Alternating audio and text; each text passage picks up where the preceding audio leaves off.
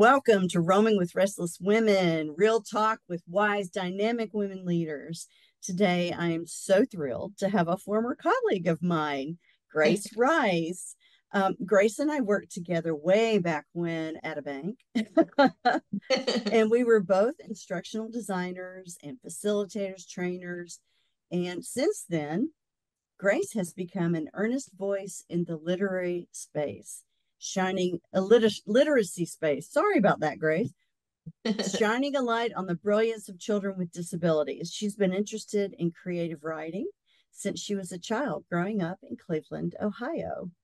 In addition to writing children's books, she enjoys blogging. And we visited her website. We've listed her website in the show notes, so you can go and check out her blogging space or her website.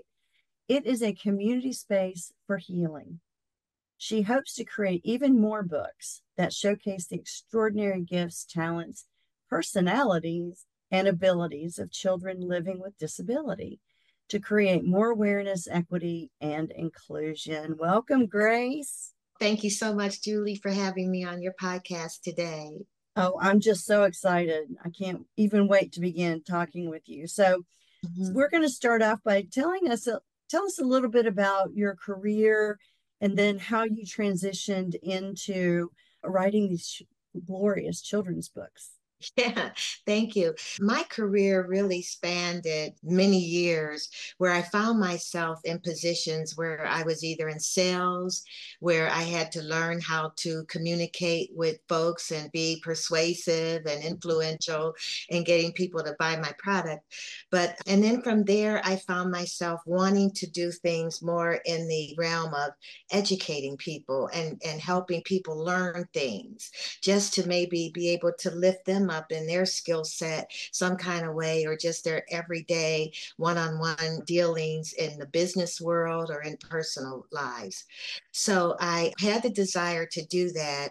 And I was brought in by one of the local community colleges to teach a class. At that time, they were calling it microcomputer applications. Oh, And wow. that's where I Yeah. took students through learning the different Microsoft Office applications like your Word and Excel and PowerPoint. So I found a lot of satisfaction in doing that, because at that time the internet was really starting to explode and people were starting to use it for various other purposes than just looking up friends or whatnot. And it had become this big international e-commerce marketplace for people to be able to buy and trade across the globe. And along with that, I was teaching these classes, but I was also working for different companies that involved being able to interact with the public. There was a time where I was a program manager for a company that was a resource-based company where they provided temporary resources with high tech skills out to various large business clients. And what they needed to do was organize the company in a way that we established a third-party stream of suppliers to get these contracted vendors across the globe. So my job was to organize it and centralize that function under one program we called it the third-party vendor management program. Right. And so I spearheaded that, and we went through the motions of, once we got the legal issues tied down, then I would travel around to all the different locations we had around the US and educate the recruiting staffs in those locations on how to go about and engage these third-party vendors. So that involved a lot of communication between the people that were going to be using these resources and placing them out on these contracted positions for this company, and the vendors that were very diverse population of vendors and skill sets. So being able to tap into those vendors, get them contracted in. And so then that led to another type of job where I found myself working for some of the large tech, IBM and Xerox. And I was in sales positions there. So that involved a lot of training on how to communicate, how to get out and promote your idea, your product, whatever. Through the years, that kind of helped develop me into this line of of wanting to do more, but to have more of an approach on a select population. And what inspired me to target the disabled community was really having a granddaughter that I became her legal guardian. And so watching her from when she was a little bitty baby, she was born with cerebral palsy. Oh, And goodness. yeah, so that included multiple complications just because of the traumatic birth that she had when she came into this world. And so watching her determination and her little blossoming personality and perseverance and trying to do things that they predicted she could never do. But I would watch her and just how she would just plug forward, trying to do simple things like rolling over or maybe trying to make the motions of somebody that was wanting to crawl around and be mobile, but she couldn't do it because her body prevented her from doing it. Mm. But anyway, what I discovered in my journeys with her was having to be involved in her medical care. And so I found myself immersed in this world of visiting the comprehensive pediatric care facilities at some of the well-known hospitals here in the Cleveland area. And when you go to those hospitals, when you go to those clinics for checkups, when you take a healthy newborn or a young infant or toddler to a pediatric doctor visit, they usually weigh them, they measure them, they talk about whether this is time for the 6-month shot or 12-month shot, and then you're on your way out the door. Right. With children with disability, it's different. You're visiting a whole gamut of different specialists, whether it's the cardiologist or it's the neurologist or it's the nutritionist. And so those visits go on sometimes for hours throughout the day where you're going there and you're camping out. But it exposed me to a world of children with disabilities of all kind of stripes and colors. And then watching these children interact while we're waiting in the waiting rooms or talking to the families and forming some kind of like association where when you see them all the time, you're getting, hey, how's it going? Kind of thing. Yeah. And so it just encouraged me to dig deeper into how can I use the gifts and talents that I know I have to create something meaningful that will bless these children in some way. And so my sister encouraged me to do this because she said, you've always been like this big dreamer and you always had these big ideas and you talk to people and people come up to you that you don't even know and they start talking to you and the next thing you know they're telling you all their business and you're talking to them and you're being empathetic and listening and whatnot. And she goes, I think you'd be great at that. And another thing that had happened when I was younger, my favorite subject in school was English. Mine and so too. I would, yeah. And my favorite part, Julie, was Uh-huh. really when we had to write essays. And that's where I got to Oh, really yeah. write essays. They would give us the topic, but we'd have to write an essay on it. And just thinking about it in a different kind of way. I just love the chance to put my thoughts and words on paper like that. And then I Well, started writing little poems and journaling and yeah. So, how did you, when you were thinking about, okay, I'm going to take my sister's advice and yes. I'm actually going to write a story or a book for these children, what was it that helped you land on your first topic? Well, Special need, or actually, what was yeah. it? Special education is extra No, the special. first one was winning the race. Well, Oh, okay. actually, I've got them yeah. backwards. Well, let me just say this. What led up to me writing the books Uh-huh. came after the first thing that I did. The first thing that I did in Oh, this okay. space of writing and putting thoughts down was to create the goodgriefforyou.com Yes. blog site because it came at a time where my husband and I were both legal guardians over Sophia, my grandbaby, and he was seeing some of the stress that it was putting on me. And he was Mm, teaching me one way to channel that stress and turn it into something else positive yeah. because it was having a health impact on me. Oh, 'Cause goodness. my husband Yeah. was going through cancer at that time. And so I was a caregiver for him and for Sophia. But as far as my sister, the reason she started that was I was writing, I was journaling like crazy on my feelings about how I was feeling dealing with the death of my husband and the challenges of Sophia. Yeah. I was just writing it down, and she goes, "Why don't you put that in something? You're talking about wanting to help other people. So why don't you write a blog?" She says, "I think you'd be great at that." And I thought about it, and she said, "You're writing all these things down, and then you're holding me on the phone for hours on end talking about it." She goes, "Like that." And so the blog was the first thing that I did. And it was Okay. good relief for me. And I felt like I was helping people to say how my thoughts were coming together month by month. And so it's a monthly based blog where I go in, talk about how the events and things that happened that month have helped me in my journey to heal behind Yeah. this tragedy in my life. And so after I did the blog, then I started thinking more about wanting to do this because I was getting more and more involved with Sophia, right? And all that she was going through. Yeah. And How so old was she right about that time? about that time, she was 6 years old. No, Okay. I'm sorry, she was 5 because I Okay. actually started her in kindergarten. So she was with me before she started kindergarten. So I think Oh. just turned she was like 4.5, 5 years old.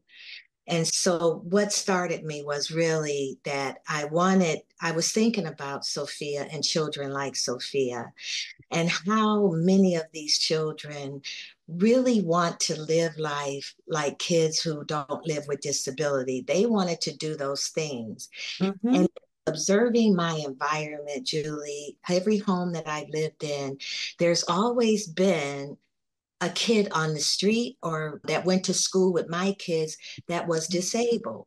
And Mm-hmm. then I started realizing that these children are growing up around kids who don't have disability, right? And what I would Right. see is that I had a neighbor down the street from me that was disabled, but she was at least able to drive her own wheelchair and she could talk and everything. So she would be out in the evening after school, and I'd see her like in the driveway with the other kids, and she's just observing while they're playing basketball or something. Or maybe the girls would be getting together and she'd be right in that circle with the little girls and what they were doing. And they would themselves try to pull her in, right? And so Oh, great. same thing with Sophia. And I thought, you know what? This is becoming so normalized that schools actually are now having special ed curriculum and programs inside the school where kids that go through gen ed courses of learning are. Mm-hmm. I thought about that and I said, there's more and more children that are accepting and knowing and caring about children that are disabled because they're going to school with them, they're interacting with them outside. But I saw also the challenges that these children who are disabled must overcome in Mm-hmm. order to live their life the same as children that don't live with disability. So I thought about it as it related to what I saw in Sophia. And I said, you know what? These kids, they are they're children who are trying their best to experience life, but they have these challenges they have to overcome. And then I thought about what is it about them that helps them to overcome those challenges and live their lives the same. And that took me back to Sophia and Mm-hmm. seeing her trying to do these little things that they said she'd never do. They said Sophia would never be able to have voluntary control over her muscles and limbs. When I started her in these programs at the hospital clinics, they got her hooked up with physical therapy, occupational therapy, speech therapy. And believe it or not, today Sophia is able to drive a power wheelchair. Awesome. But the main thing that I got out of that, Julie, was the fact that I looked at these kids and I saw there were so many kids that couldn't walk, they couldn't talk. And I thought about my interactions with these kids and what the abilities were that I saw that God put in these kids. And so Mm-hmm. I came up with this idea. I said, God, they don't have these physical, tangible abilities that can demonstrate what they know or what they feel. But I Mm-hmm. said, you've given them different abilities. And those abilities are these gifts that you gave these children. And those gifts are things like apples that I see in her of unstoppable courage, strong will and determination, kind heartedness, unconditional love, goodness, and Yes. inner beauty. And I thought about that and I said, these are gifts, and these are God's perfect gifts for these children. So, what I started first before anything was deciding I'm going to write a series. And this series of books is going to be titled God's Perfect Gift, Mm-hmm. Disability Through the Eyes of a Child. And so then I made just from my academic training and corporate training, I started with a little mind map. And in the Oh, center of the mind yes. map, I put what my series title was be. And thinking about that title, what I wanted to talk about was these abilities that they can draw from to overcome the challenges that they face. So when you're in therapy, for example, you're being made to do things. Sophia, raise your arm, and they're taking her arms, putting them up in the air, or they're putting her in a gait walker where she can be strapped in and she can drag those legs forward, but she's learning how to walk, right? With the Right. assistance of, so what does that take? Determination. Oh, huge. Okay, unstoppable courage to be able to venture out and do these things that probably are being done to you, but you have to respond some kind of way in these therapy sessions. And so you're doing these things because you're understanding that when you do these things, maybe all of a sudden you realize you're doing something else Yeah. as a result of that therapy, that you've gotten strong enough or you're gotten more able to be a little more independent, just a little. And so the thought was, what is it that they're doing? So that gave me these little tentacles I drew off of the circle. And I'm like, Mm. well, I want to talk about how do they learn? How do they develop? So let's talk about that. How do Mm-hmm. they compete? How do they get out? So I had all these like sub ideas, right? And then I just decided the first book was Winning the Race, because to me, that winning the race was symbolic of them overcoming challenges Mm-hmm. to be able to live life like a child that doesn't have disability. So in Winning the Race, it shows how Sophia overcame the challenges by preparing through her therapy. So she started going, her physical therapy had her doing things that were exercising her legs, because she was Yeah. going to be in the adaptive tricycle race and the wheelchair race. So she had to be able to, her legs would have to go up and down, even though she was being probably in real world, she'd be pushed around the Yeah. track. But in the book, it just shows how she went through her therapy programs to get, and it talks about getting her legs strong enough and getting, Mm-hmm. herself strong enough to be in the race. And she and some other children like her get in the race and they get pushed around the track. And because they finish the race, they all get big shiny trophies, and she has that to remember for the rest of her life. So So then the same, awesome. and the same with the second book that just published, the God's Special Gift, Disability Through the Eyes of a Child. Yeah. And this one shows her going through all of her special ed learning and Oh, how she yeah. masters it. She gets a little blue ribbon at the end of the day, and she has nothing to Oh, think about. Yeah, so that's the purpose of the books, is to showcase these kids' personalities and talents, and also in the vein to promote, to further awareness rather of to further awareness, equity, and inclusion for these yes. children, and not to have people just write off these kids as, oh, they're disabled, they can't, they don't know anything, they don't think, they don't have ideas. I can tell you one thing. After watching a lot of the Paralympics this year, Yeah. holy cow. I mean, and Yeah. just thinking about, you're not just a good, for instance, that archer just blew my mind. Right, right. Yeah. He had to do all the regular stuff we all have to do, like living Yes. life. And Yes. that's Yes. hard as it is. And Yes. then to be a good archer on top of that, oh my Yes. goodness. And so Yes. Yes. anytime we should be celebrating any and all efforts that kids, disabled or not, Yes. are going through, because as you say, everyone has got a set of God's perfect gifts. Yeah, that's Yeah. right. So do Yeah, you read the absolutely. books to her? Oh, yes, I do. In fact, I had to, Sophia now lives at a long-term care Mm-hmm. residential facilities for disabled children like her. And Uh-huh. so they have 5 pod units on that in that building, and each pod has a number of disabled children on the pod that live there. And Uh-huh. when I came out with the first book, which was Winning the Race book, I Yeah. donated 1 copy of the book to each of the pod units. And so the Oh, staff at those in the school, in the facility rather, the building has a whole wing that is state certified educational system. So very she's cool. yeah, there's a set group for the older children, and then there's a learning wing for the children, Sophia's age group. And so, but on the pods is where they live. That's where their bedrooms are off the central gathering place within the pod. So I donated a book to each of the pods. And so sometimes when there's a lull time and they're not running crazy, giving Yeah. meds and working with the kids, then they'll sit and they'll get them in a circle and read my book to them. Yeah. And so then I came out with this second one, the special ed is especially fun. But Oh, yeah, I they bet she feels like a celebrity.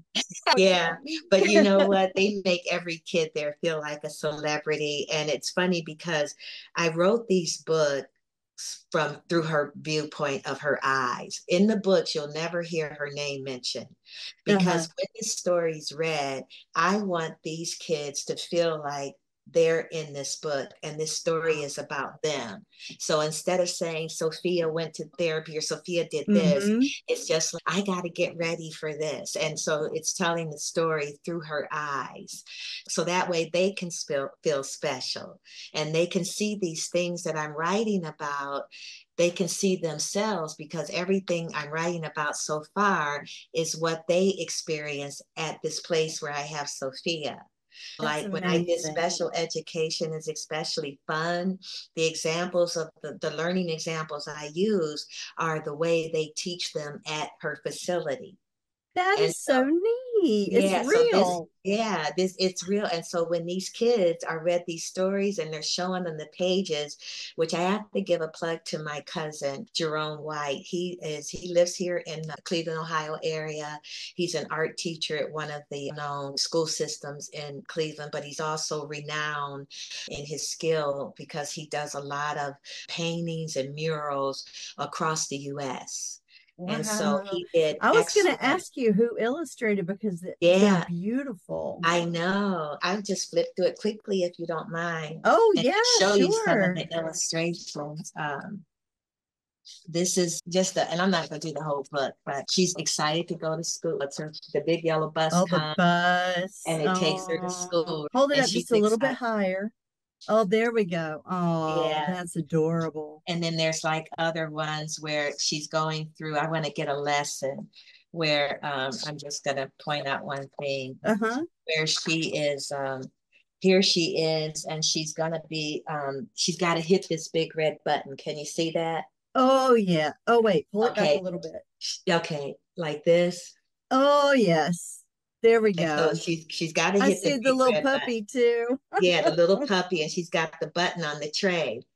However, here Yes. comes the challenges. She doesn't Yeah. always make it to the big red button Oh, because she's not coordinated well, and so she gets frustrated, right? I love her face there. Yeah, and but here's the beauty of it, and this is what they do there.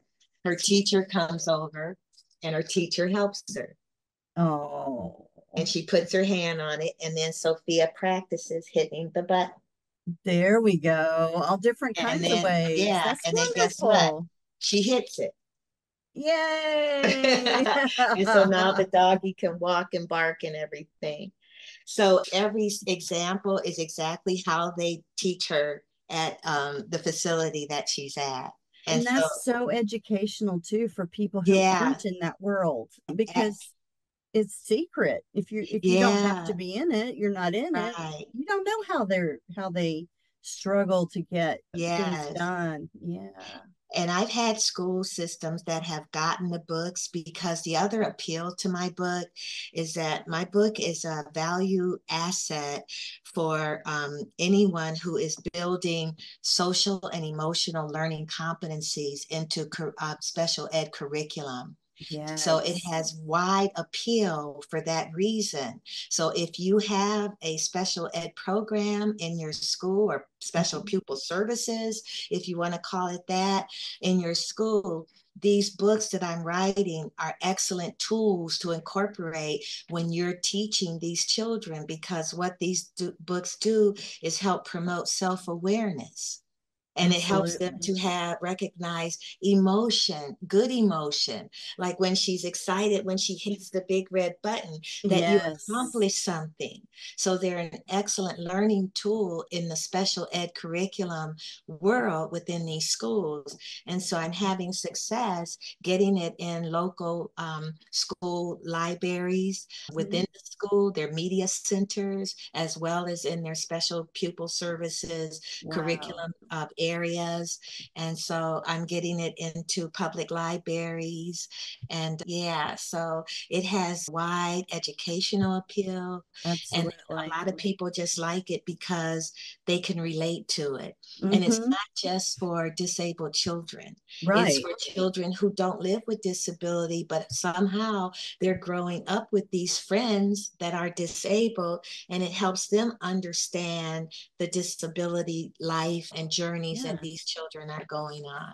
And how to help too. That's a great example. Let them try first, and then if they Yeah, need help, then I can help them. And then that's we right. celebrate together. Yeah, that's exactly right. Oh, I love it. I love it. Yeah, Well, we're yeah. we're coming up close to the Okay. end of our time, but I wanted to ask you just a few things Yes, that I ask all of my guests. yes. The first question is, when you close your eyes Hmm. and I say the words wise woman, what comes to mind? Wise woman, what comes to mind? A wise, I'd say teachers, a Yeah, woman teacher. Yeah, yeah. Were absolutely. you looking for a specific name? Not I, unless you I want to would share. say I would say teachers. Yeah. Yeah,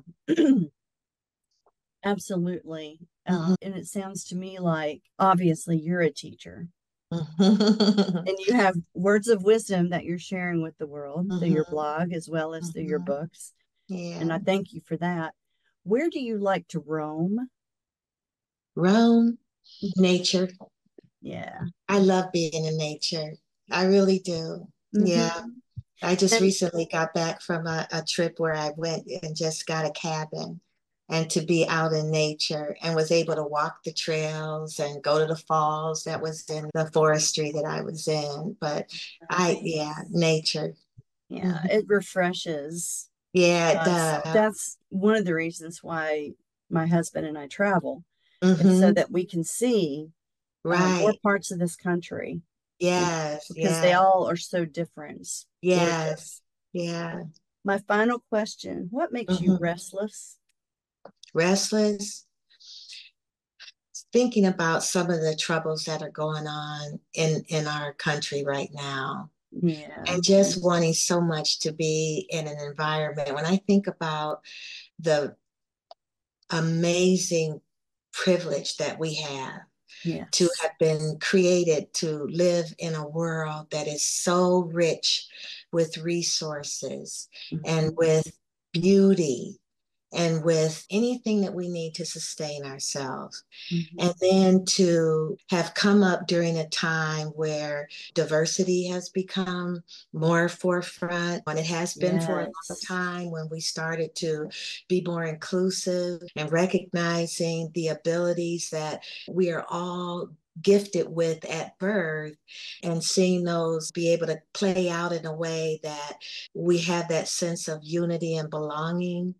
And so I get restless about that. The future for my kids and my grand, Mhm. with things that are, if anything would keep me up, that's really what it would be. Yeah, absolutely. And when I ask all of my guests this question, it's really Hmm. interesting the vast array of things that Yeah. make people restless and want to Hmm. do something. And I'm Yeah. just glad you have found your Hmm. something Yeah. working with the disabled children. Right. It is such a blessing to have you minister to them in this way and Yeah. help them feel included Hmm. and Yeah. important.